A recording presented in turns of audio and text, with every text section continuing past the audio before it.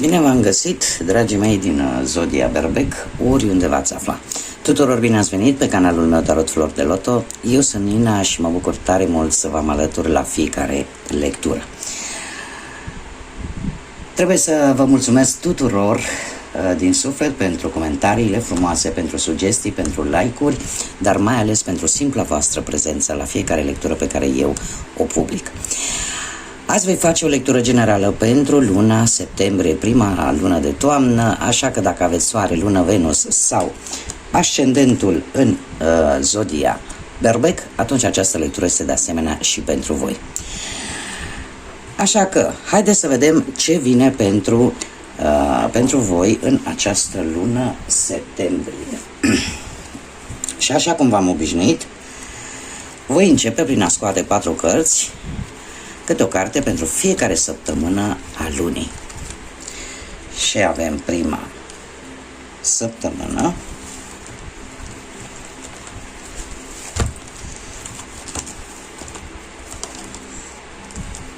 a doua săptămână,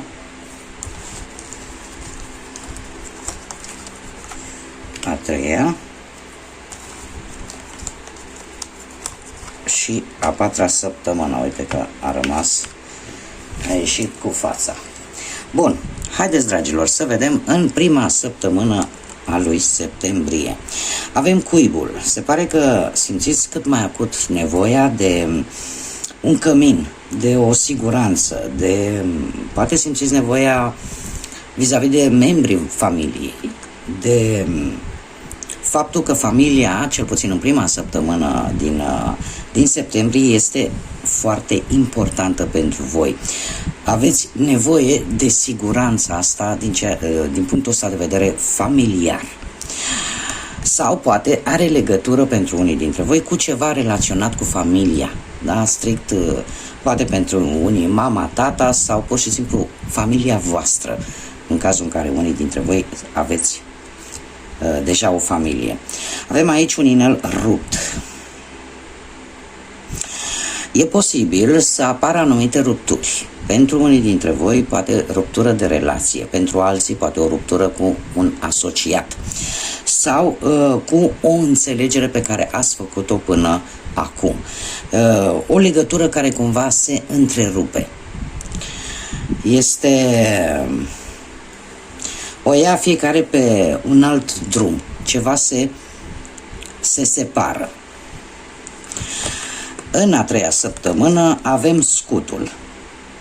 Scutul care ne vorbește de protecție și de acea necesitate de a te simți protejat sau de acea nevoie de a te proteja. Poate vis-a-vis de poate are legătură chiar cu această ruptură și să simți nevoia că trebuie să te aperi. O situație de defensă. În a patra săptămână avem calul, care ne vorbește de o scurtă călătorie. O scurtă călătorie în care totuși va avea legătură sau nu neapărat. Cert este că te va elibera. Este o călătorie scurtă pe care o vei face undeva la sfârșitul lui septembrie, dar în care te vei simți mai liber, în care cumva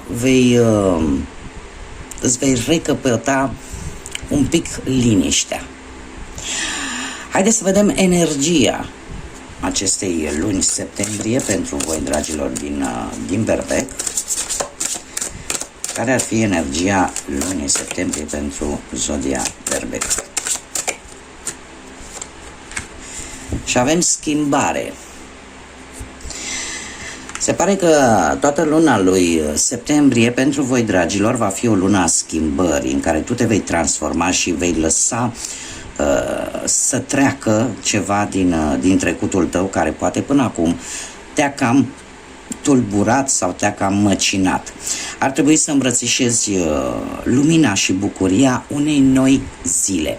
Aș zice că luna lui septembrie pentru unii dintre voi va fi, în afară de faptul că va fi o lună a schimbării, va fi o lună a transformării, o lună în care ceva se va încheia, ceva care Posibil va cam tot măcinat în ultima perioadă o anumită situație, o anumită relație, ceva se va schimba și așa că nu trebuie să te sperii, pentru că probabil luna septembrie este luna de tranziție către un nou început mai bun, către un început de etapă din viața ta mai promițător și mai luminos, aș spune.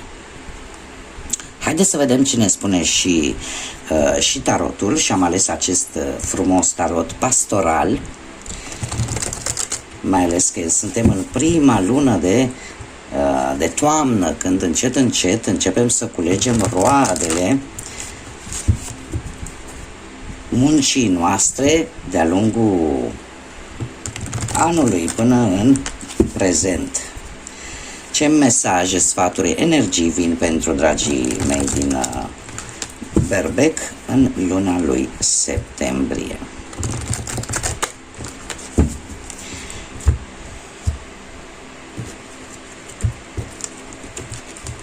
Haideți să vedem.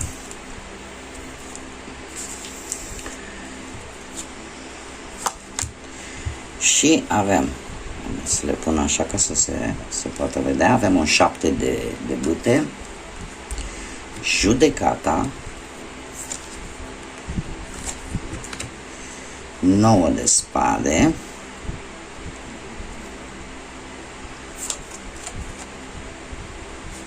să le punem așa ca să aibă loc și să se vadă toate. Pajul de bâte și doiul de cupe. Bun, dragilor, haideți să vedem.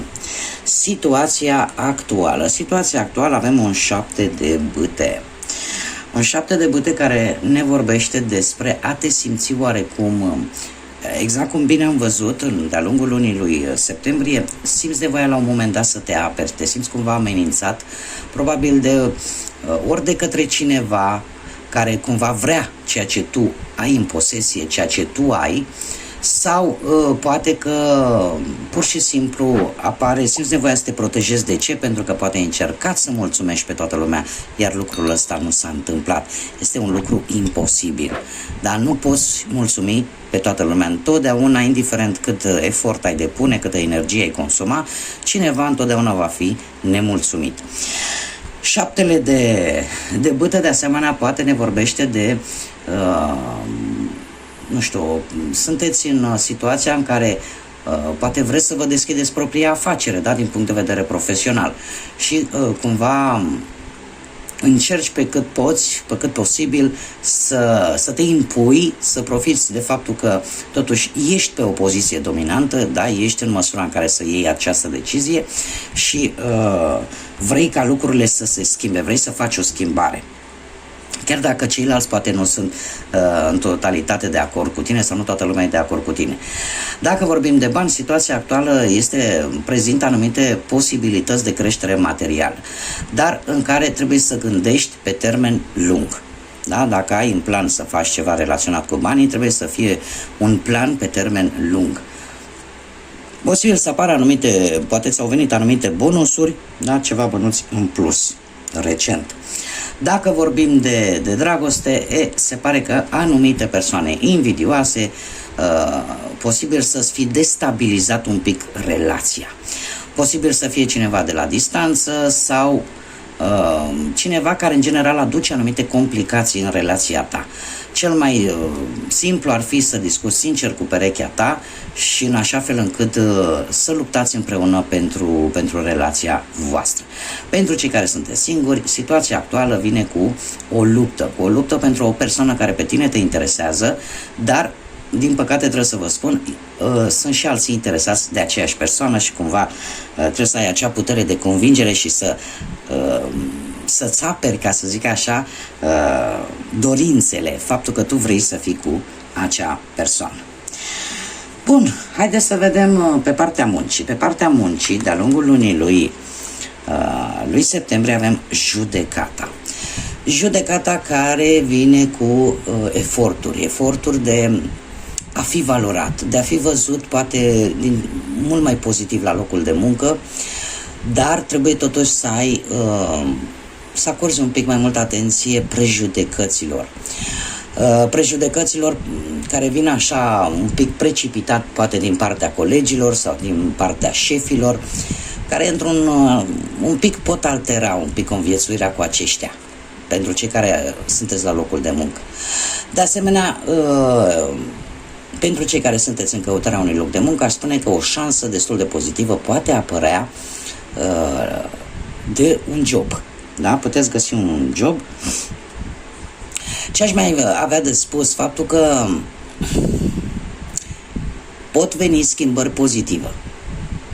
Da? Și chiar dacă, să zicem că poate la locul de muncă aveți persoane care nu prea vă agrează sau care, cum am mai spus, e posibil, poate voi să aveți o gândire un pic greșită poate vis-a-vis de ei sau ei să aibă o gândire greșită vis-a-vis de tine. Încercați în această lună să vă păstrați calmul și să faceți lucrurile cât mai corect posibil. Dar judecata este un arcan major care ne vorbește de a fi corect, de a face lucrurile așa cum trebuie făcute. Și de asemenea aș zice că e posibil să unii dintre voi poate chiar să semnați un contract destul de pozitiv pentru voi. Mergem mai departe, pe partea banilor. Pe partea banilor avem un 9 de spade. Dragilor, unii dintre voi e posibil să cam mai veșim de-a lungul lunii lui septembrie, cam nopți nedormite din cauza bănuților. De ce? Pentru că problema asta financiară se pare că vine dintr-o cauză externă. Unii dintre voi poate trebuie să aștepte foarte mult timp până când poate, sau așteaptă de foarte mult timp și lucrul ăsta vă macină nopțile și nu vă lasă să dormiți, nu vă lasă să vă odihniți sau vă aduce foarte mult stres. Totuși, această carte, în afara faptului că vine cu această descriere, vine și cu un, cum să spun eu, cu un avertisment, aș zice, și anume, într-adevăr, e posibil să ai o anumită teamă, o anumită frică din cauza banilor, lipsei banilor sau unei situații anumite relaționate cu banii. Dar trebuie să vă spun că această carte ne vorbește și de legea atracției. Asta ce înseamnă? Că dacă tu ai gânduri negative, atunci vei atrage energii negative. Tocmai de aceea cred eu că vine și această carte cu schimbarea, care spune că ești într-un proces de transformare și trebuie să lași totul în urmă și să îmbrățișezi, adică să gândești optimist, să îmbrățișezi această nouă zi, această nouă perioadă care vine către tine cu mai multă lumină și cu mai multă speranță și mai multă bucurie. Da? Pentru că în felul ăsta te vei transforma, în felul ăsta vei atrage lucruri pozitive în viața ta. Chiar dacă lucrurile, poate din punct de vedere material, nu sunt așa cum tu îți dorești, nu trebuie să lași ca negativitatea să te înconjoare. Da? Încearcă să nu-ți pierzi speranța. De ce? Pentru că trebuie să fii sănătos emoțional, în primul și în primul rând. Da? E posibil, nu știu, poate unii dintre voi să totuși facă griji că ceva li se ascunde vis-a-vis de partea asta materială sau că,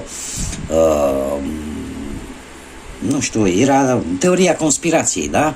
Nu lăsați ca lucrurile astea negative să vă învăluie, să vă prindă ca într-o capcană.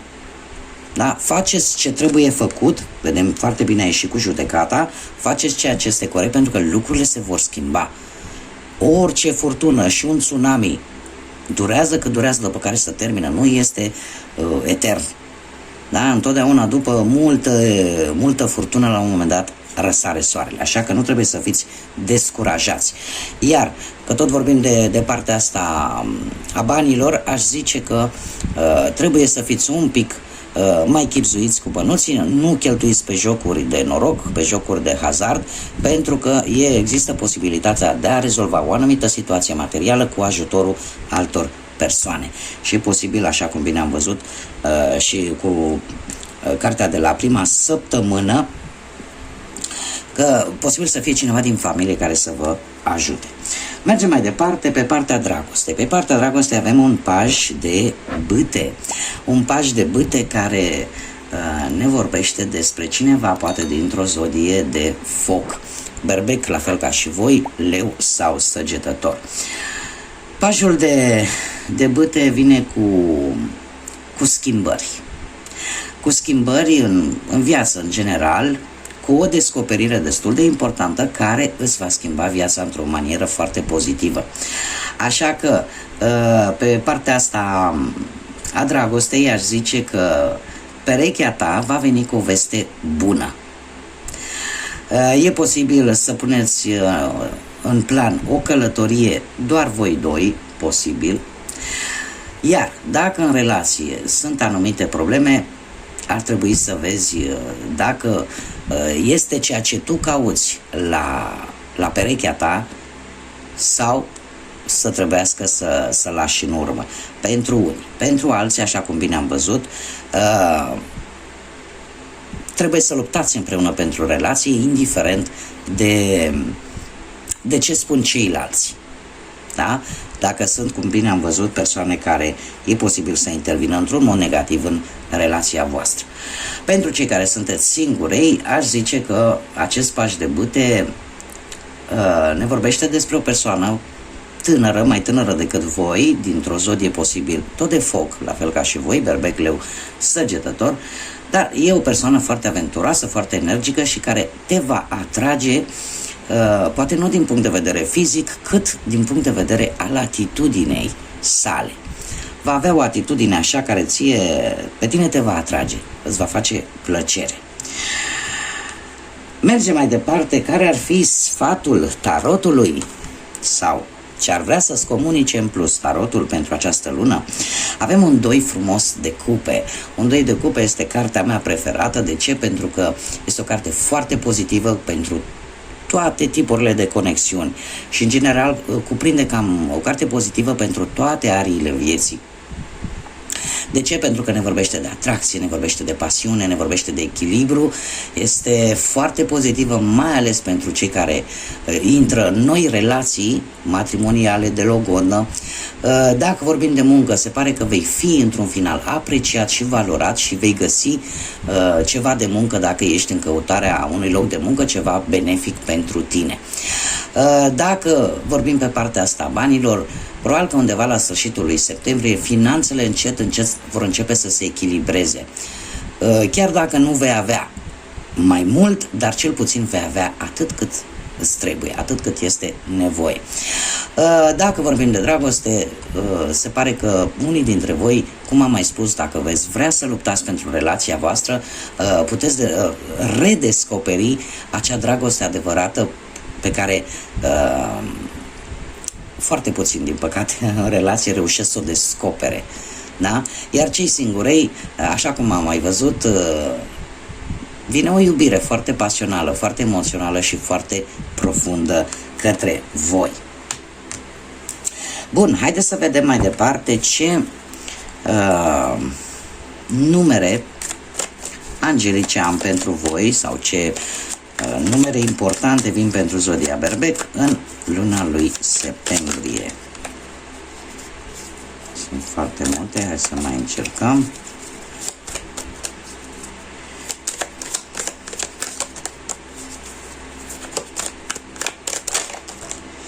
Și avem numărul 13 și numărul 15. Numărul 13 poate să fie ori data de 4 septembrie, ori data de 13, ori poate cei care sunteți născuți într-o zi de 4 sau într-o zi de 13.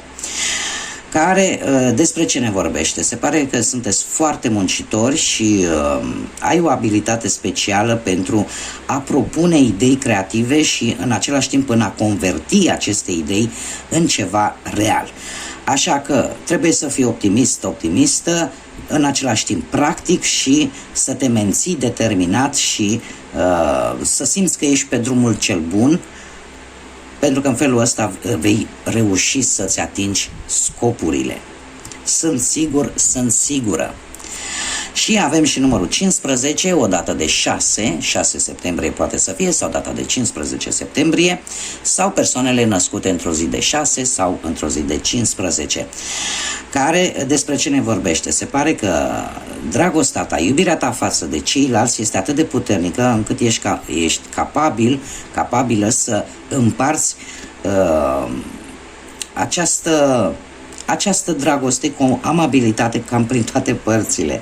Se pare că naturalețea ta atât de curioasă și de socială te va pune în contact cu o varietate de persoane, iar toate vor beneficia de calitățile tale atât, cum să spun eu, calde și sincere, cum și de înțelepciunea ta. E un fel de a spune, aș zice eu, că pe lângă tine pot trăi și alții și să simtă la fel.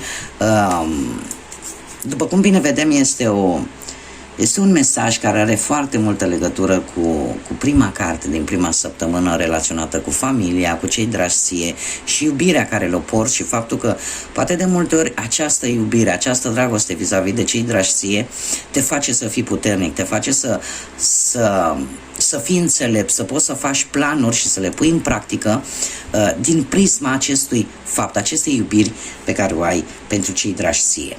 Iar cumva înțelepciunea cu care tu faci aceste lucruri, le transformi din plan în realitate, cumva vor profita și ceilalți din jurul tău. Acum, haideți să vedem ce spirit animal vă va însoți de-a lungul lunii septembrie. Și haideți să vedem că sunt cam mari. Ce spirit animal va însoți zodia Berbec de-a lungul lunii septembrie? Ia să vedem. Și avem ursul grizzly, care ne vorbește despre putere.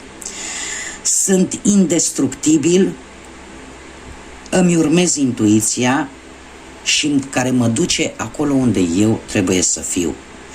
Iubesc cu gentileță și în felul ăsta mi-arăt adevărata mea putere. Niciodată nu renunț, pentru că de fiecare dată voi reuși. Este un spirit animal care, sincer să fiu, chiar dacă aici este încă cald, este foarte cald, totuși am avut așa o senzație de, cum se spune la noi, nu? Când ți se ridică părul pe piele, așa.